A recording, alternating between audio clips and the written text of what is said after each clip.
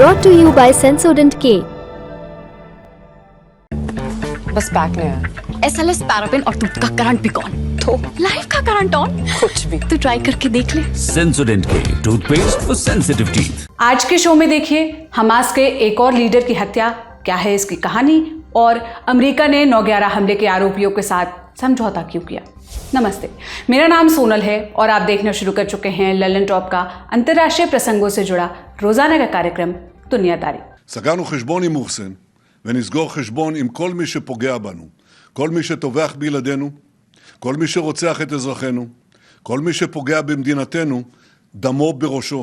आप अभी इजराइल के प्रधानमंत्री बेंजामिन नेतन्याहू को सुन रहे थे। हमास के सबसे बड़े लीडर इस्माइल हानिया की हत्या के बाद ये उनका पहला बयान था।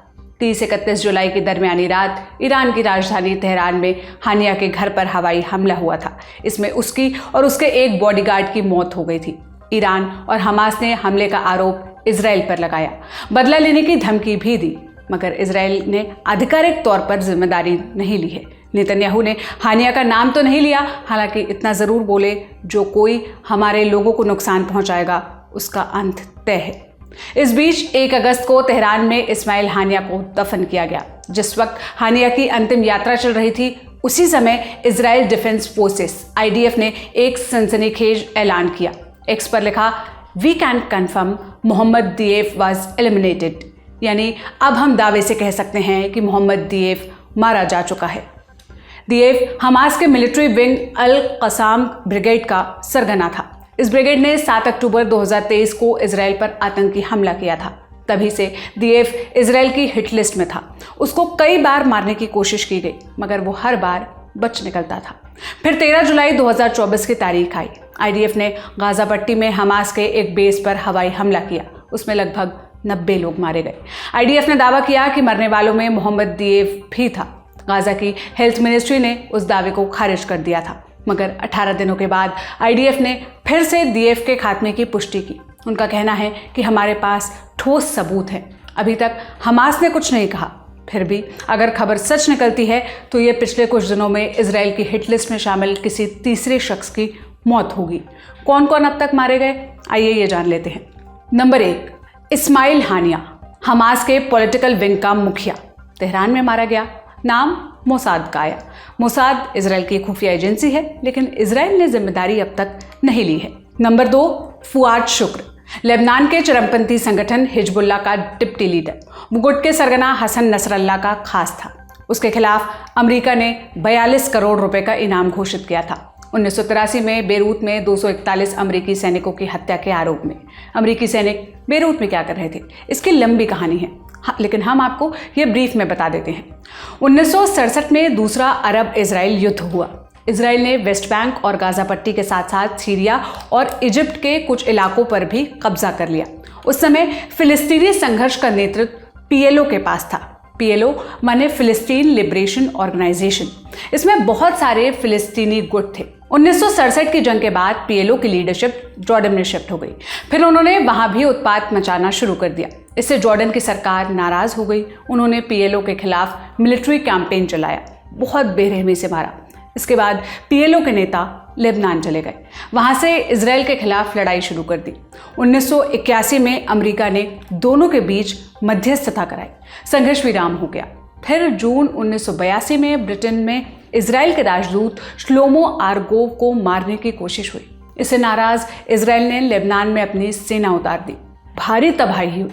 आखिर में समझौता हुआ कि PLO लेबनान से बाहर निकल जाएगा। इसकी निगरानी के लिए शांति रक्षक सेना बनाई गई। इसका नाम था multinational peace keeping force, MNF। इसमें अमेरिका, फ्रांस, इटली और ब्रिटेन ने अपने सैनिक भेजे। अक्टूबर 1983 में इन्हीं सैनिकों की रिहाइश पर आतंकी हमला हुआ। इसमें 241 अमेरिकी, 58 फ्रेंच सैनिक मारे गए। उस हमले के पीछे कौन था, उसका अभी तक पता नहीं चला है। अमेरिका ने हिजबुल्लाह को जिम्मेदार बताया, कहा कि फुआद शुक्र उस हमले का मास्टरमाइंड था, इसलिए उस पर $50 लाख का इनाम रखा गया। लेकिन अब सवाल यह है कि इजराइल ने आखिर शुक्र को क्यों मारा? तो इसका जवाब है कि वैसे तो वो लंबे समय से इजराइल के निशाने पर था, मगर तात्कालिक वजह 27 जुलाई को मिली। उस दिन गोलन हाइट्स के शहर मजदल शम्स पर रॉकेट गिरा। इसमें 12 लोगों की मौत हो गई, जिसमें अधिकतर बच्चे थे। इजराइल ने हमले का आरोप हिजबुल्लाह पर लगाया। कहना ये कि शुक्र ने ही मजदल शम्स के हमले की साजिश रची थी। 30 जुलाई की रात उसका घर हवाई हमले में उड़ा दिया गया। इजराइल ने पूरी जिम्मेदारी भी ली। 31 जुलाई की शाम हिजबुल्लाह ने भी दावे पर मुहर लगा दी। अब तीसरे नाम की तरफ चलते हैं, मोहम्मद दिएफ। उसकी कहानी क्या है? दिएफ 1965 में पैदा हुआ था खान यूनिस के रेफ्यूजी कैंप में। खान यूनिस गाजा पट्टी के दक्षिण में बसा एक शहर है। दिएफ का शुरुआती नाम मोहम्मद मसरी था। उसने गाजा की इस्लामिक यूनिवर्सिटी से साइंस की पढ़ाई की। कॉलेज के दिनों में वो थिएटर भी करता था। फिर 1987 का साल आया। इजराइल फिलिस्तीन विवाद में 2 बड़ी घटनाएं घटी। नंबर 1, पहले इंतिफादा की शुरुआत। इंतिफादा इजराइल के कब्जे के खिलाफ हिंसक प्रदर्शन की श्रृंखला को कहते हैं। दूसरी घटना थी हमास की स्थापना। मसरी ने इंतिफादा में हिस्सा लिया, फिर हमास का मेंबर बना। वहां से उसका नाम बदला और चरित्र भी। मोहम्मद मसरी अब मोहम्मद दिएफ हो चुका था। दिएफ का शाब्दिक अर्थ होता है मेहमान। 1989 में उसको इजराइल ने अरेस्ट कर लिया। 16 महीने तक जेल में रखा। जेल से निकलने के बाद उसने अल कसाम ब्रिगेड में काम किया। उस दौर में ब्रिगेड की कमान सलाह शहादे के पास थी। 2001 में इजराइल ने शहादे को मार दिया। फिर अल कसाम की कमान दिएफ को मिल गई। तभी से वो इजराइल के निशाने पर आ चुका था। अल जजीरा की रिपोर्ट के मुताबिक एक हमले में उसकी एक आंख चली गई, एक पैर में गहरी चोट लगी, फिर भी वो बच गया। उस घटना ने दिएफ को गाजा पट्टी में खासा पॉपुलर बना दिया, मगर वो हमेशा बैकग्राउंड में रहा, कभी खुलकर बाहर नहीं आया। पब्लिक डोमेन में उसके सिर्फ 3 तस्वीरें उपलब्ध है। अब कितना ताकतवर है दिएफ, आइए ये समझते हैं। अल कसाम ब्रिगेड हमास की सबसे शक्तिशाली शाखा है। जितने भी डिफेंस और अटैक से जुड़े विषय होते हैं वो यही ब्रिगेड अंजाम देती है। उनको हमास के फुट सोल्जर्स भी कह सकते हैं। दिएफ इन्हीं फुट सोल्जर्स का लीडर था। फिदाइन अटैक और गाजा के सुरंगें बनाने का मास्टरमाइंड था। अक्टूबर 2023 के हमले में क्या भूमिका थी उसकी? न्यूज़ एजेंसी रॉयटर्स की रिपोर्ट की अगर माने तो उस हमले का प्लान 2 लोगों ने बनाया था, याह्या सिनवार और मोहम्मद दिएफ। कहाँ और कैसे हमला करना है और कैसे वापस जाना है, ये सब दिएफ ने डिसाइड किया था। वो मई 2021 से हमले की प्लानिंग कर रहा था। याह्या सिनवार गाजा पट्टी में हमास का सरगना है। दिएफ को नंबर 2 माना जाता था। हमले के तुरंत बाद हमास ने उसका ऑडियो टेप जारी किया था। कब मारा गया दिएफ? इजराइल का दावा है कि 13 जुलाई को खान यूनिस पर हवाई हमले में उसकी मौत हुई। हमास ने कहा दिएफ को कुछ नहीं हुआ है। 19 जुलाई को इजरायली सेना के प्रवक्ता डैनियल हगारी बोले, हमास दिएफ के बारे में सच्चाई नहीं बता रहा है, हम जल्दी सच बाहर लाएंगे। לגבי השאלה על מוחמד דף, מתגברים הסימנים באשר להצלחת הסיכול של מוחמד דף. חשוב שהציבור ידע, רפה סלאמה בוודאות חוסל. מוחמד דף ורפה סלאמה ישבו סמוכים זה לזה בזמן הפגיעה. חמאס מסתיר מה קרה לדף, אנחנו נגלה ונחשוף מה קרה למוחמד דף. 1 अगस्त को इजरायली सेना ने पूरा जोर लगाकर दिएफ की मौत की पुष्टि कर दी। जेरूसलम पोस्ट की रिपोर्ट के मुताबिक आईडीएफ का कहना है कि पिछले कुछ घंटों में ऐसे कुछ सबूत मिले हैं जिसने दिएफ का खात्मा पक्का कर दिया है, मगर उन्होंने सबूत के बारे में कोई और जानकारी नहीं दी। हालांकि उस हमले का वीडियो जरूर जारी किया जिसमें कथित तौर पर दिएफ मारा गया। आप भी वो देखिए।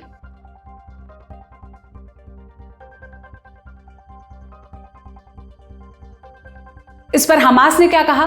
गुट के नेता ने टेलीग्राम पर लिखा, इजरायली हमले में दिएफ की मौत की पुष्टि नहीं की जा सकती है। कसाम ब्रिगेड के नेताओं की मौत की पुष्टि या उसके खंडन का हक ब्रिगेड के पास है। जब तक उनकी तरफ से कोई घोषणा नहीं होती तब तक किसी भी रिपोर्ट की पुष्टि नहीं की जा सकती। यह तो हुई दिएफ की कहानी। इजराइल हमास जंग के इर्द गिर्द और क्या चल रहा है? इस्माइल हानिया की मौत के बाद ईरान के supreme leader Ayatollah Ali Khamenei ने इमरजेंसी मीटिंग रखी थी। न्यूयॉर्क टाइम्स ने मीटिंग में शामिल 2 अधिकारियों से बात की। रिपोर्ट के मुताबिक खामेनेई ने इजराइल पर जवाबी हमले का आदेश दिया है। ईरानी अधिकारी लेबनान, यमन और इराक में नेताओं से मुलाकात कर रहे हैं। इस बीच प्रधानमंत्री नेतन्याहू ने कहा कि हम किसी भी स्थिति से निपटने के लिए तैयार हैं। מזה חודשים אין שבוע שלא אומרים לנו, לא אומרים לי, מבית ומן החוץ, לסיים את המלחמה. לסיים את המלחמה כי מיצינו מה שאפשר להשיג, ובכלל אי אפשר לנצח. לא נכנעתי לקולות האלה אז, ואני לא נכנע להם גם היום. לו היינו נכנעים ללחצים הללו, לא היינו מחסלים את בכירי החמאס ואלפי מחבלים. מאז התקיפה בביירות נשמעים איומים מכל עבר. אנחנו ערוכים לכל תרחיש ונעמוד מלוכדים ונחושים מול כל איום. अमेरिका के विदेश मंत्री एंटनी ब्लिंकन ने सभी पक्षों से संयम बरतने की बात की है, इसकी अपील की है। 31 जुलाई को इस्माइल हानिया की हत्या पर यूएन सिक्योरिटी काउंसिल यानी यूएनएससी की इमरजेंसी मीटिंग भी बुलाई गई थी। मीटिंग में रूस, चीन और अल जजीरा ने इजराइल की निंदा की, जबकि अमेरिका और ब्रिटेन ने इजराइल को बचाने की कोशिश की है। ये था हमारा बड़ी खबर सेगमेंट। अब हम सुर्खियों की तरफ चलते हैं। पहली सुर्खी अमेरिका से है। ये खबर 9/11 हमले से जुड़ी है। 11 सितंबर 2001 को अमेरिका पर इतिहास का सबसे बड़ा आतंकी हमला हुआ था।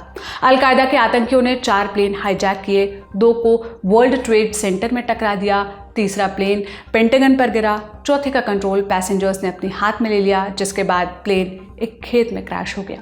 उस हमले में लगभग 3000 लोगों की मौत हुई। इसी के बाद अमेरिका ने वॉर ऑन टेरर शुरू किया।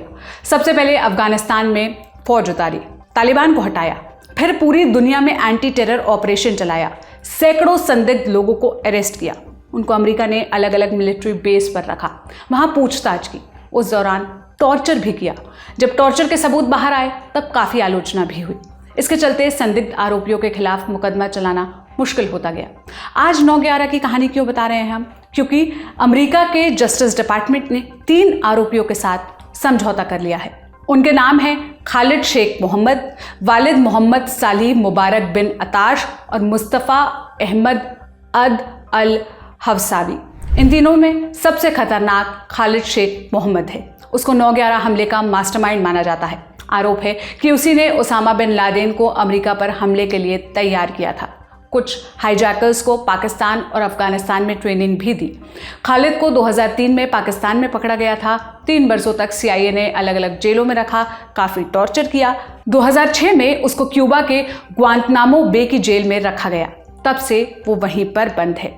वालिद बिन अताश ने 9/11 के 2 हाईजैकर्स को ट्रेन किया था। उस पर फ्लाइट्स की टाइम टेबल और अटैक की प्लानिंग का आरोप है। अताश को भी 2003 में पाकिस्तान में गिरफ्तार किया गया था। और तीसरे आरोपी मुस्तफ़ा पर हाईजैकर्स को पैसे देने और ट्रैवलिंग में मदद करने जैसे इल्ज़ाम हैं। समझौते में आखिर क्या है? तीनों आरोपी अपने खिलाफ लगे आरोप अदालत में स्वीकार करेंगे। बदले में सरकारी वकील मौत की सज़ा नहीं मांगेंगे। जो आरोप उनके खिलाफ हैं उनमें मौत की सज़ा का प्रावधान है। इसके अलावा और कोई जानकारी अभी बाहर नहीं आई है। न्यूयॉर्क टाइम्स की रिपोर्ट के मुताबिक इस समझौते का पता हमले में मारे गए परिवार वालों को भेजी गई चिट्ठी से लगा है। हमने इस मामले को और विस्तार से समझने के लिए अमेरिका में मौजूद वरिष्ठ पत्रकार रोहित शर्मा से बात की। उनसे पूछा कि अमेरिका ने 9/11 के आरोपियों, जिसमें एक मास्टरमाइंड भी है, उनके साथ डील क्यों की है? अमेरिका में लोग इसे आखिर देख कैसे रहे हैं? जिस तरह से इन प्रिजनर्स को ट्रीट किया गया, हमने बार बार इस बात का जिक्र होता है, अबू गरीब का होता है कि वहाँ पे प्रिजनर्स को किस तरह से रखा गया, उनकी हालात क्या थे, उनको जो टॉर्चर कहते हैं हम, लेकिन अमेरिका में उसके लिए एक नया वर्ड इजाद किया गया, एनहांस इंटेरोगेशन टेक्निक्स, EITs। तो मुझे लगता है कि कहीं ना कहीं that has played a role, क्योंकि उसके ऊपर ह्यूमन राइट्स की लोगों ने भी बहुत बड़े सवाल उठाए थे। तो मुझे लगता है ये जो प्ली डील है ये इसी वजह से की गई है कि कहीं ना कहीं उसे देखते हुए कि इनको टॉर्चर किया गया है, और जिस तरह की चीज़ें अमेरिकन एडमिनिस्ट्रेशन ने की है, भले ही वो बुश का एडमिनिस्ट्रेशन रहा हो या ओबामा का रहा हो, तो मुझे लगता है that has played a role कि इसमें इस तरह से प्ली डील की जो बात है उसे सामने लाया गया। और यहाँ पे अमेरिका में फैमिलीज हैं 9/11 की, उनका एक बहुत बड़ा संगठन है, तो वो इससे नाखुश हैं। वो उनको जब ये बात पता चली तो दे वर नॉट हैप्पी कि इस तरह से एक डील साइन कर रहे हैं कि भाई इनको लाइफ सेंटेंसिंग होगी। वो चाहते हैं कि इनको कैपिटल पनिशमेंट मिले, तो they are not happy about it. अभी कुछ 45 दिन की एक ऑफिशियल तौर पे 45 दिन है इनके पास। सरकारी जो वकील है, और सरकारी नहीं कहना चाहिए, मुझे कहना चाहिए पेंटागन के जो वकील है, वो फैमिली से बात करेंगे और उनको बताएंगे कि ये डील में किस तरह की चीज़ें हैं और किस वजह से इस प्ली डील को जो है नेगोशिएट किया गया। बताया जा रहा है करीब 22 महीनों से ये नेगोशिएशन चल रही थी, और फाइनली कल हमने देखा कि पेंटागन ने अनाउंस किया है व्हाइट हाउस ने इंटरेस्टिंग कमेंट दिया है। उन्होंने कहा है कि White House had no role to play, तो थोड़ी दूरी बनाने की कोशिश की है बाइडेन एडमिनिस्ट्रेशन ने। उन्होंने कहा है कि हमारा इसमें कोई रोल नहीं था और हम अब फॉलो अप करेंगे इसमें। लेकिन जो आम अमेरिकी नागरिक है, मुझे नहीं लगता वो ज़्यादा खुश है इससे, और इस डिसीजन को समझाने में थोड़ा वक्त लगेगा पेंटागन को भी और बाइडेन प्रशासन को भी। 9/11 अटैक के बाद अमेरिका ने वॉर ऑन टेरर शुरू किया, अफगानिस्तान और इराक में जंग शुरू की। जिस मकसद से वो गए थे वो पूरा नहीं हुआ। इसके अलावा अमेरिकी एजेंसियों ने पूरी दुनिया में एंटी टेरर ऑपरेशन चलाए, कई संदिग्धों को ग्वांतनामो बे की जेल में रखा। वहां अमेरिका पर टॉर्चर के आरोप लगे, जिसके चलते अदालती कार्यवाही में देरी हुई। अब उन्हें 3 संदिग्धों के साथ डील करनी पड़ रही है। अमेरिका के 9/11 अटैक के ओवरऑल रिस्पॉन्स को कैसे देखा जाना चाहिए? वॉर और टेरर की जो नीति थी, उसमें कहीं ना कहीं अगर आप पर्दा हटा के देखने की कोशिश करें तो एक पुख्ता स्ट्रैटेजी हमें दिखती नहीं है। ये जरूर हुआ है कि 9/11 के बाद अमेरिका में कोई हमला नहीं हुआ है, लेकिन आप देखें 9/11 के बाद अमेरिका के जो एलाइज है, जिसमें मैं कहूँगा भारत भी शामिल है, वहाँ पे भी हमले हुए हैं, यूके में हमने देखे थे हमले हुए हैं। तो कहीं न कहीं मुझे लगता है कि एक अमेरिका की एक कोहेसिव जो स्ट्रैटेजी है, वो अमेरिका के लिए शायद कारगर साबित हुई है। हमने यहाँ पे बहुत सारे प्रोटोकॉल्स बना दिए, हमने यहाँ पे लोगों को बग करना शुरू कर दिया, अमेरिकन सिटीजन्स के ऊपर स्पाइंग होती रही है। इस तरह की चीज़ें हमने होमलैंड में देखी हैं। लेकिन बाहर जो है, आई थिंक उनकी सफलता ये है कि आज तक अमेरिका में इस तरह का अटैक नहीं हुआ है। लेकिन क्या अमेरिका के पास एक पुख्ता स्ट्रैटेजी है टेररिज्म को डील करने की? मुझे नहीं लगता कि किसी के पास एक क्लियर कट आइडिया भी है। हाँ, ये ज़रूर है कि एलाइज के साथ बातें होती है, कहीं पे भी टेररिस्ट अटैक होता है तो उससे कंडेम करते हैं। तो मुझे लगता है कि ये एक वन ऑफ दोज़ एरियाज़ जहाँ पे अमेरिका का खुद का एक जो ओपिनियन है वो हमेशा चेंज होता रहा है डिपेंडिंग ऑन कहाँ पे कब कैसे हो रहा है चीज़ों को लेके, as long as America is not attacked. आज का दुनियादारी यहीं पर समाप्त होता है। कल फिर मुलाकात होगी, इसी उम्मीद के साथ विदा लेती हूँ। शुक्रिया, शुभ रात्रि।